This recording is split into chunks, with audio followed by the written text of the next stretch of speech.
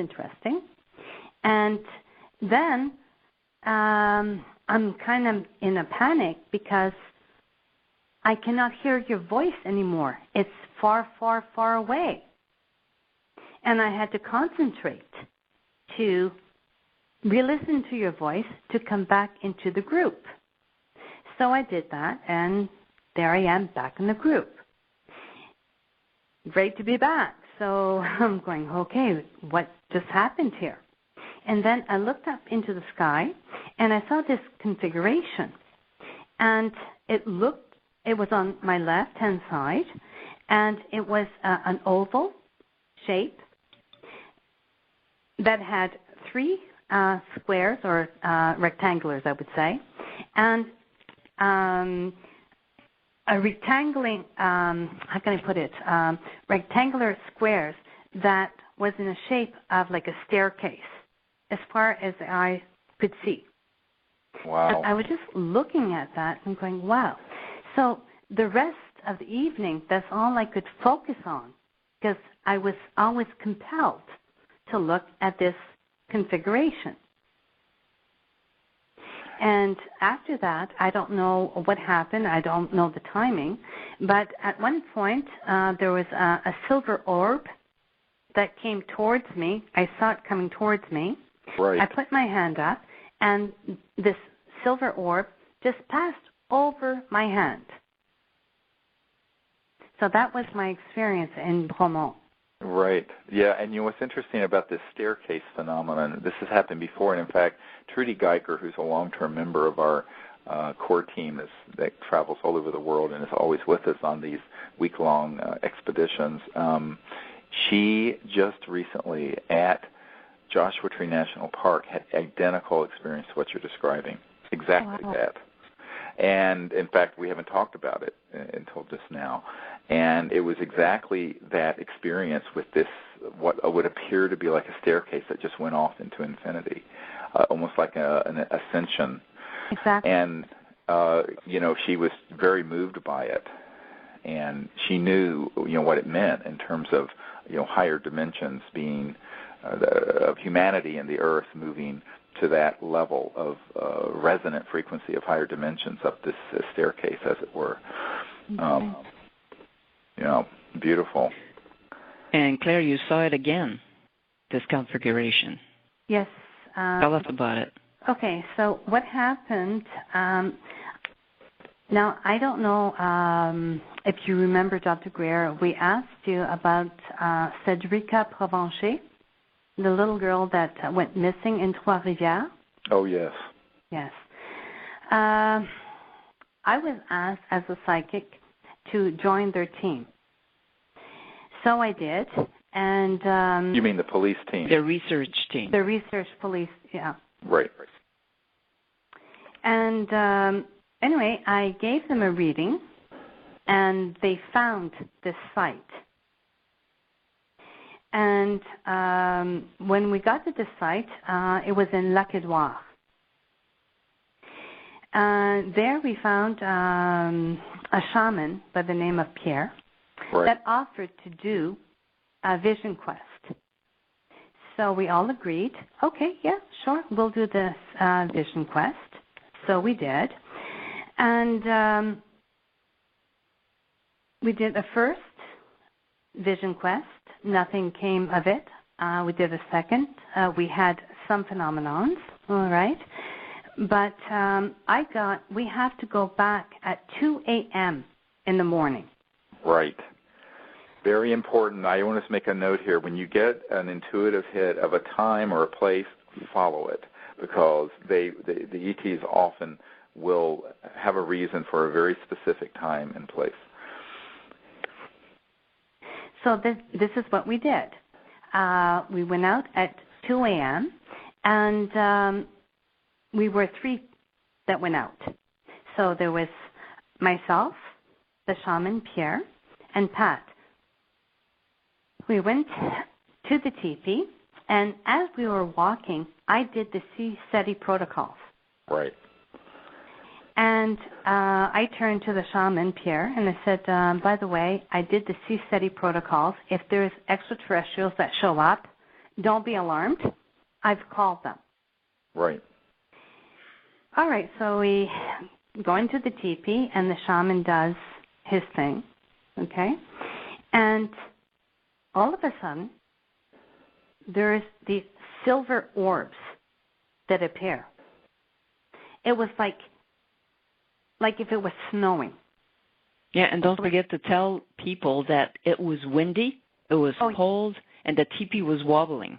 Exactly. Because there was so much wind. There was so much wind. Exactly. When we went out, it was raining, it was windy. When we went into the teepee, the top of the teepee was going back and forth. It was raining. And like I said, Pierre did his thing, and all these silver spheres all of a sudden appeared. And it looked like it was snowing. Right. There were so many of them. And here's Pat. He's counting them 1, 2, 3, 4, and he lost count. There's so many. And all of a sudden, boom, they're gone. So we figured, oh, okay, they're gone. Now what? All right, so time to go home. So the first one that was out of the teepee was Pat. He goes out. Then I hear, Claire, get out here. So I go out, and I'm looking down. He goes, no, not on the floor. Look up. And I look up, and I went, oh, my God. Pierre, shaman, get out here. Okay? So he comes out, and here we are, the three of us, looking up into the sky. And here is Pat saying, hey, listen, I'm a hunter. I know this is not an ordinary sky. And I say to him, well, I can tell you, I'm a dental assistant, and I can tell you this is not an ordinary sky.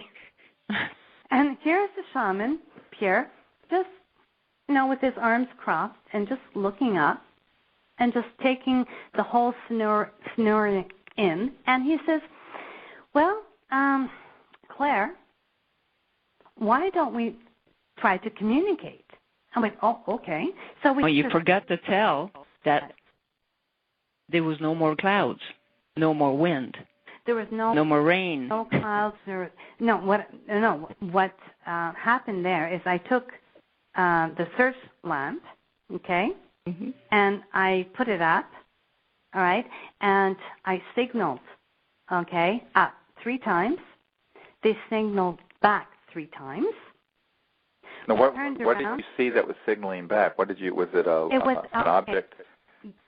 Okay, like I said, this was the same configuration that I saw in Bromont, but it was magnified. Oh, boy. It was huge. We could almost touch the stars. That's how close it was.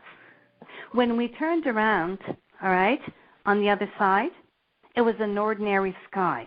It was raining. It was windy, right? We turn around, and there it is. Huge.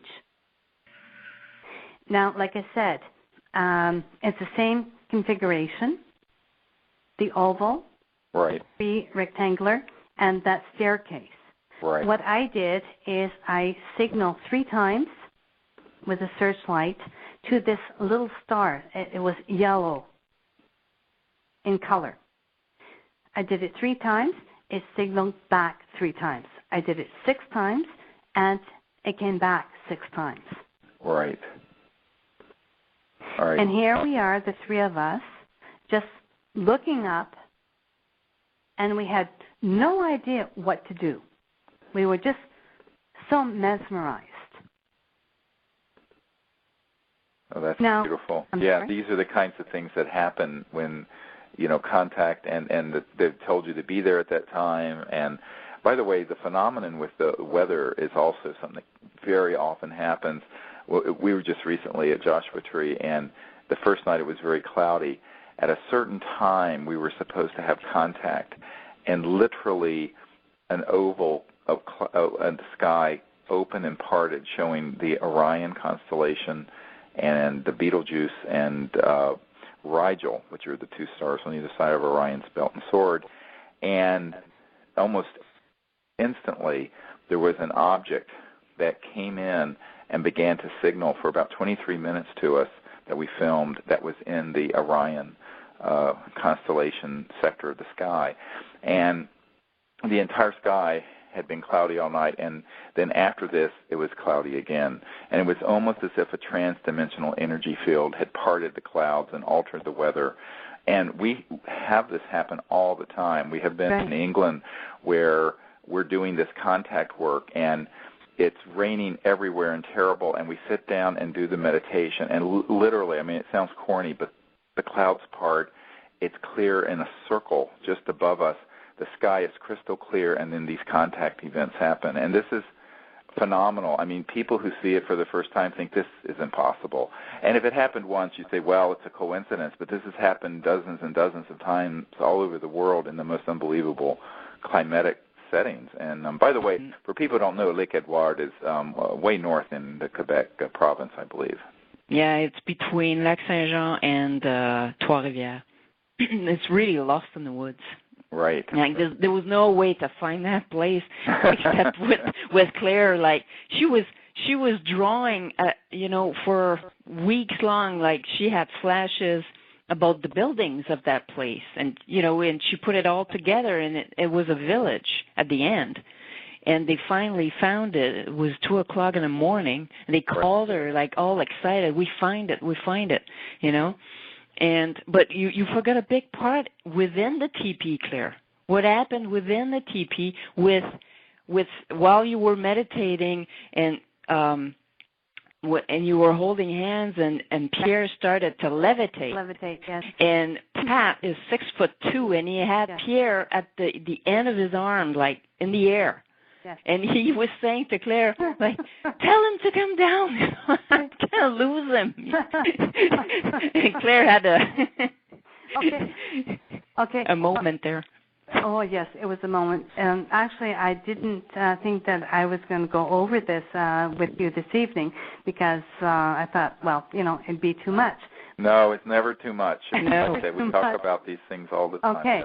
Yes. Okay. And remember, Colin Andrews has talked publicly now about the contact they had in a crop circle in 1989 with Pat Delgado, where he was levitated backwards when the CSETI tones, the beeping tones that we see out into space, that experience happened. So this is absolutely part of what happens, this anti-gravity levitation phenomenon. And I have had this happen also. So, it's important to share this.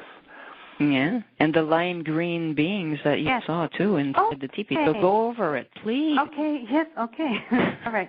That's the meat. That's the meat. The meat. All right. When I was asked to be part of the search for Cedrica, all right, I gave coordinates where things could be found, and they did find, okay. But also, I kept on getting Conovo, convent, and I'm drawing a water tower. I'm getting a White House. I'm getting 2 other little houses. I'm getting a river. I'm getting, it looks like a farm. So they did find it. It is Lac Edouard. So I got the phone call, as Annie said, at about 2:20 in the morning. Cedrica's father calls me saying, Claire, we found it. Everything that you said, we found it. Exactly. I said, well, now, all right, I need to go and see this. All right. So we go to Lac Edouard, and this is where we find Pierre, the shaman. Right. And here we are with a search party, dog included, Elliot. And Pierre offers to do a vision quest. So I agree, and so does Pat. And we go into the teepee, and the shaman Pierre does his thing. The first thing that happens is I hear a clicking, okay? Right. Right. And I remember you, Dr. Greer, saying, okay, that is extraterrestrial. Yes, some of them make that sound as sort of a talking sound, yeah.